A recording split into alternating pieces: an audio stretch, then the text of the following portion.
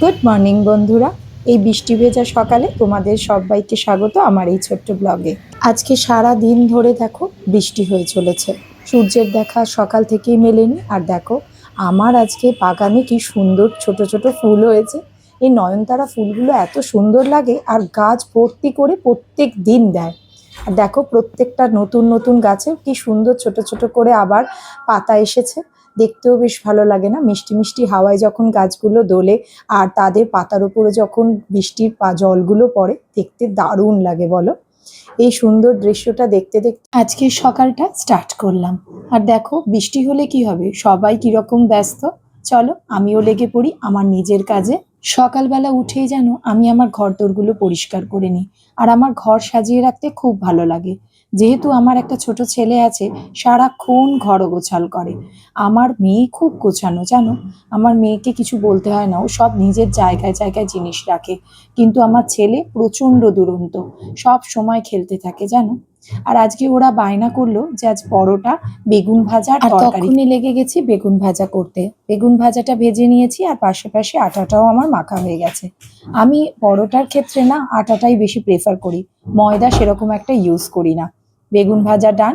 এরপর আটাটা দেখো আমি ভালো করে মেখে আগেই রেখে দিয়েছিলাম একটু স্ট্যান্ডিং টাইমে, আর এখন ভালো করে একটু ঠেসে নিচ্ছি।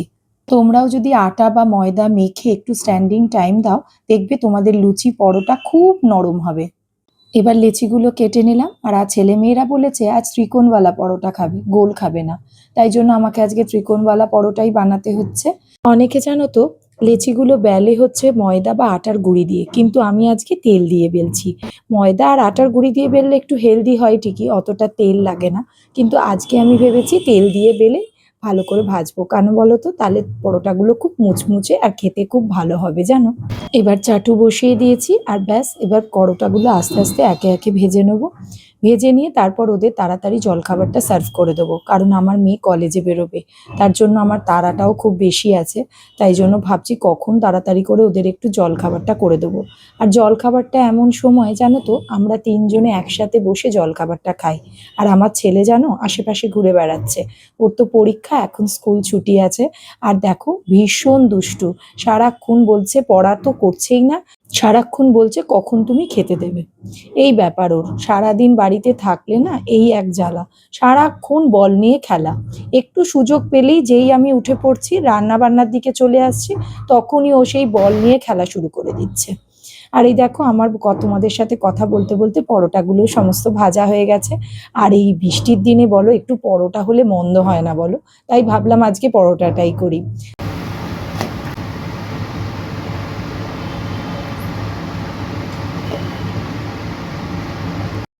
সকালবেলা জানো তো খুব ব্যস্ততা থাকে কাজের, কারণ ছেলেমেয়েরা সমস্ত স্কুল কলেজে বেরোবে। তাই জন্য খুব তাড়াতাড়ি কাজগুলো সব সেরে ফেলতে হয়। আর দেখো আমি আজকে সকাল সকাল তাড়াতাড়ি করে এগুলো করে নিয়েছি, কারণ একটু পরেই মেয়ে বেরিয়ে যাবে। আর ফ্রিজে বা একটু তরকারি ছিল জানো, আগের দিনের লেফট ওভারে সয়াবিনের তরকারি, যেটা আমি কালকে করেছিলাম। সেটাও রাখা ছিল। মেয়ে বললো মা আমি সয়াবিনের তরকারি দিয়ে খাবো। তাই জন্য সয়াবিনটা একটুখানি বসিয়ে দিলাম মাইক্রোওয়েভে গরম করার জন্য। অল্পই ছিল জানো, সমস্তটা কালকে উঠে গেছে। আর এদিকে আমি অ্যারেঞ্জ করে দিচ্ছি জলখাবার খাওয়ার জন্য, ম্যাটগুলো পেতে দিচ্ছি। পেতে দিয়ে তারপর ওদেরকে খেতে দিয়ে দেবো। আমরা জানো তো সকালবেলার জলখাবার, দুপুরের লাঞ্চ আর রাত্রের ডিনারটা একসাথে করার চেষ্টা করি, কিন্তু দুপুরের লাঞ্চটা একসাথে কখনোই হয় না।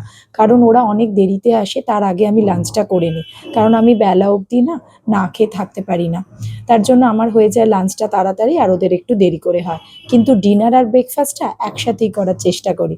আর খুব ভালোও লাগে, গল্প করতে করতে তিনজনে মিলে একসাথে খাবারটা খাই। আর আরেকজনকে দেখতে পাচ্ছ পিছনে আমার, সারাক্ষণ বল খেলছে। আর এই দেখো এখন এসে চেয়ার ধরে দাঁড়িয়ে পড়েছে, মা তুমি কখন খেতে দেবে। মানে এই সময়টা একটু পড়ার ফাঁকি বলতে পারো। ব্যাকগ্রাউন্ডে তোমাদের একটু আওয়াজ আসতে পারে, কেন বলো তো? আমাদের পাশের জমিটা জানো তো অনেক দিন ধরে ফাঁকা পড়েছিল। অনেকবার প্রমোটার এসে চেষ্টাও করেছিল এখানে ফ্ল্যাট বানানোর জন্য, কিন্তু কোনো কারণে হয়তো হয়নি, জঙ্গল হয়ে পড়েছিল। কিছুদিন আগেই জঙ্গল পরিষ্কার হয়েছে। আর এই দেখো প্রমোটারই শুরু হয়ে গেছে, দেখেছো অনেকগুলো লোক এই ছোট বাড়িটা ভাঙার চেষ্টা করছে। আর ব্যাস আমার বাড়িতে সারাক্ষণ এখন দুমদাম আওয়াজ তোমরা পাবে। আর এই দেখো এই বৃষ্টির দিনে কি সুন্দর জলখাবার আমাদের, বেগুন ভাজা, পরোটা আর সয়াবিনের তরকারি। ব্যাস আমরা তিনজনে একসাথে খেতে বসে গেছি। আর এই সময়টা বেশ সুন্দর গল্প করতে করতে আমরা তিনজনে ভীষণ ভালো একটা টাইম স্পেন্ড করি জানো। আমাদের আজকে জলখাবারের কি হট টপিক জানো? জলখাবার খেতে বসে আমরা এটাই আলোচনা করছিলাম যে পাশের জমিটা কতদিন ধরে জঙ্গল হয়ে পড়েছিল, আর শেষ পর্যন্ত এটার একটা গতি হলো, মানে এবার ফ্ল্যাট উঠবে। জঙ্গল হয়ে তো পড়ে থাকার থেকে বলো না এটাই ভালো নয় কি, যেখানে লোকজন এসে থাকতে শুরু করবে। কি ভালো লাগে বলো, নতুন নতুন আবার কত লোক এসে পাশে থাকবে, সেই নিয়েই আমাদের আলোচনাটা চলছিল। আর সেই আলোচনার সাথে সাথে আমাদের জলখাবারটাও খাওয়া হয়ে গেল। আর এই দেখো, জলখাবার খেতে বসেও না এই দুই ভাই বোনের খুনসুটি চলতেই থাকে। কখনো এ ওকে মারছে, ও ওকে মারছে, কিন্তু ওদের মধ্যে ভালোবাসাও কম নয়। কিছুক্ষণ পরেই জানো তো আবার দেখবে দুজন দুজনকে কি সুন্দর আদর করছে। এটাই হয় জানো, ভাই বোনদের সম্পর্ক একটা আলাদা সম্পর্ক। চলো, আমার এই ছোট্ট ব্লগটা যদি তোমাদের ভালো লেগে থাকে, যারা ফেসবুক থেকে দেখছো তারা ফলো করে দিও, আর যারা ইউটিউব থেকে দেখছো তারা সাবস্ক্রাইব করে নিতে কিন্তু ভুলো না। টাটা।